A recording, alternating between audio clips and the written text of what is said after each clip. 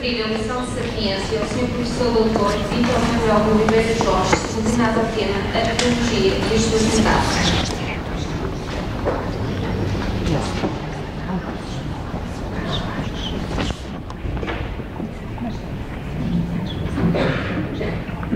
Magnífico Sr. Reitor da Universidade do Porto, Professor Dr. José Carlos Matos dos Santos,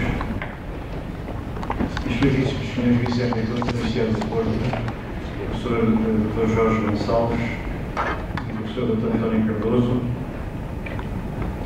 excelentíssima Sra. Diretora da Faculdade de Letras, Professora Dra. Maria de Fátima Marinho Saraiva,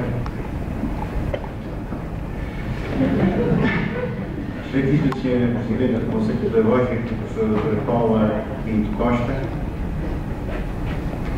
excelentíssimo Sr. Presidente da Associação de Estudantes, Presidente Ruben André Carvalho Coelho, excelentíssimos membros do Conselho Executivo, excelentíssimos membros do Conselho Científico. Eu creio que estou aqui a falhar algumas pessoas, mas tentei apontar, mas nestas coisas de própria volta não sou realmente muito forte. Excelentíssimos senhores membros da direção de outras faculdades, caras e caros colegas, docentes, investigadores e funcionários, caras e caros estudantes. As minhas primeiras palavras são naturalmente de agradecimento à direção da faculdade, a professora Fátima Marinho em particular, por me ter convidado para referir esta dita oração de sapiência, que para mim é uma aula inaugural do ano letivo e onde eu, de certa maneira, vou falar de arqueologia e, portanto, falando de arqueologia, estou a representar um grupo de professores e um campo de estudo, de investigação e de ensino desta faculdade. Nesse sentido, falo por mim e, em parte, falarei pelos outros. Isto é uma oportunidade que a arqueologia tem, por isso eu não poderia dizer que não ao convite que me foi feito, da arqueologia também, no conjunto da faculdade, realmente ter uma presença perante o conjunto da comunidade académica. Por outro lado, também queria dizer que aquilo que vou dizer é puramente pessoal, isto é, no fundo, não represento, na verdade, nas minhas perspectivas sobre a arqueologia, mais ninguém a não ser a mim. E, por outro lado, finalmente queria também dizer que não vou ler nenhum papel, nem vou ler nenhum documento, porque isso já me acontece há uns anos. Enfim, acho normal que as pessoas o façam, acho até que é mais seguro e mais tranquilo para quem o faz, mas normalmente aparece sempre como uma coisa que já vem feita. E eu gosto, num momento de contacto e de relação, tentar usar, enfim, alguma capacidade que poderei eventualmente ter de comunicabilidade, no sentido de tentar transmitir, mesmo quando falhar, ou mesmo quando disser algum erro, ou disparate, ou um lapso, tentar transmitir aquilo que é, ou que tem sido o meu interesse por esta matéria, que já dura há muitas décadas, como devem calcular.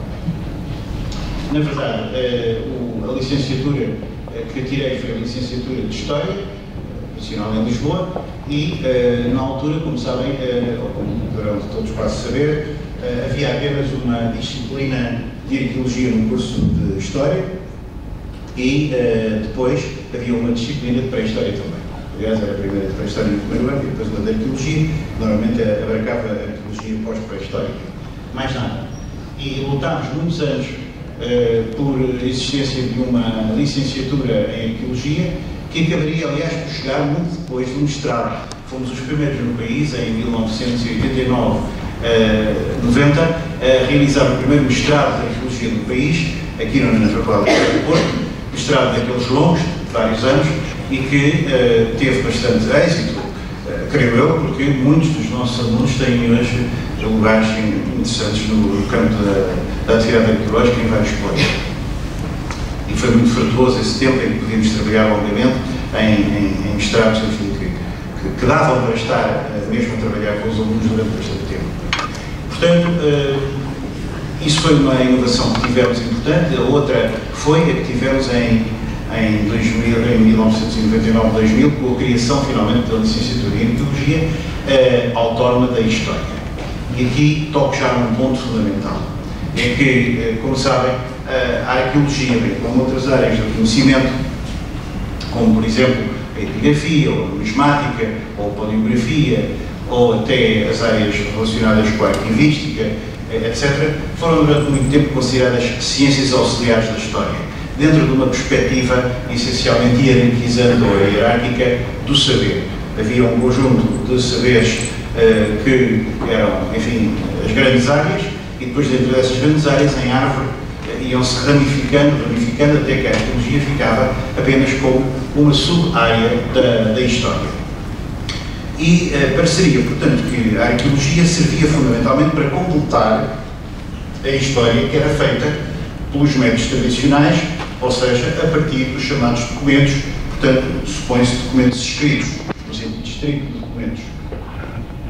Quer no sentido de os completar, ou de lhes fazer, ou ajudar a fazer uma crítica, quer no sentido de estender no tempo para trás o tempo histórico, não é? Visto que, como é sabido, as primeiras sociedades com escrita ligam-se às sociedades com o Estado, com uma organização estatal, e essa organização estatal tem na história da humanidade 5.000 anos, coisa parecida. Enquanto que, se formos entender os seres humanos, e a definição de ser humano começa logo por ser um problema, não é que começa a ser humano, mas se formos entender os seres humanos como, por exemplo, seres falantes, e embora nós não tenhamos acesso direto ao passado nesse sentido, mas, enfim, temos que pelo menos considerar provavelmente várias centenas de milhares de anos, e se formos considerar que os seres humanos são seres que fizeram utensílios e os fizeram de uma maneira padronizada e transmissível, teremos que recuar vários milhões de anos. Quer dizer que eu dediquei-me, dentro da arqueologia, pessoalmente, e outros colegas meus, a uma área chamada pré-história, que, no fundo, corresponde cronologicamente a 90 e tal % da história humana. Ou seja, nós, aqui e hoje, com toda a sofisticação da sociedade tecnológica em que nos encontramos, somos um produto dos últimos séculos, da modernidade, que se iniciou genericamente nos séculos XVII e XVIII, como todos sabemos, mas isso é uma fração de segundo relativamente à história do ser humano, à história da humanidade, que durante muito tempo foi apenas considerada, enfim, como uma coisa tão secundária, que inclusive a própria cadeira de pré-história, a própria disciplina de pré-história do curso de História, foi apenas introduzida na Reforma de 57.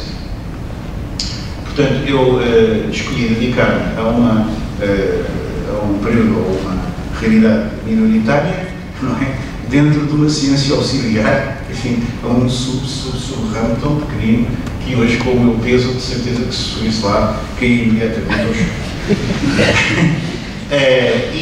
Esse ramo cresceu, e cresceu de maneira a hoje estarmos num paradigma completamente diferente, ou seja, não existem, como sabemos, como sabem todos, essas hierarquias de conhecimentos.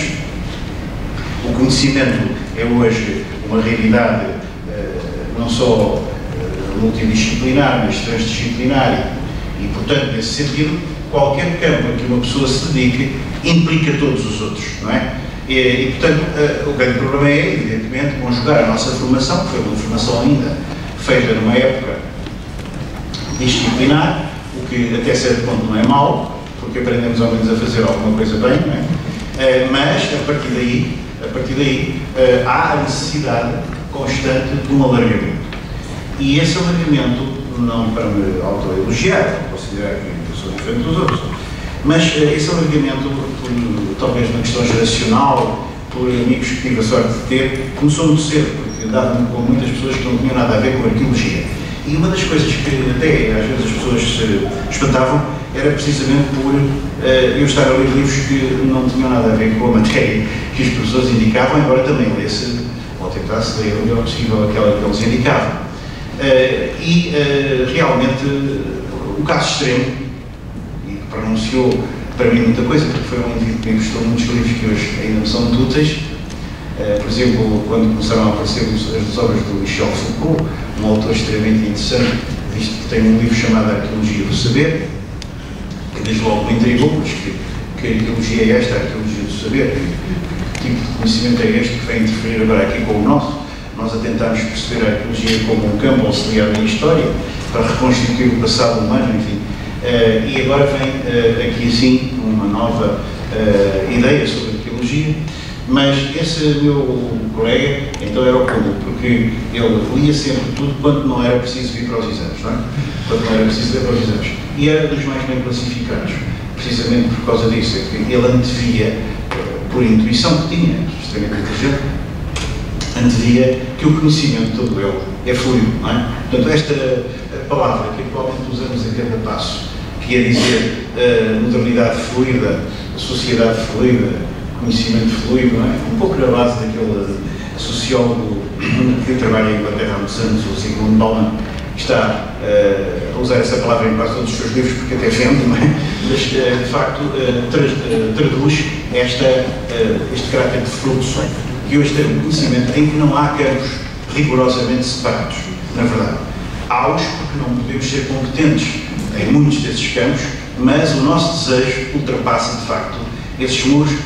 Talvez cada um na sua área de investigação e de trabalho esteja sempre a tentar olhar um bocadinho por cima do muro para tentar ver e perceber o que se passa nos campos dos outros. E qual é o nosso espanto quando às vezes, cavando no nosso próprio pequeno quintal, estranhamente, isto já é uma metáfora arqueológica, vamos encontrar o campo do outro, dentro da nossa própria casa ou do nosso próprio pequeno quintal. Quer dizer que o aprofundar de qualquer tema leva-nos sempre à universalidade.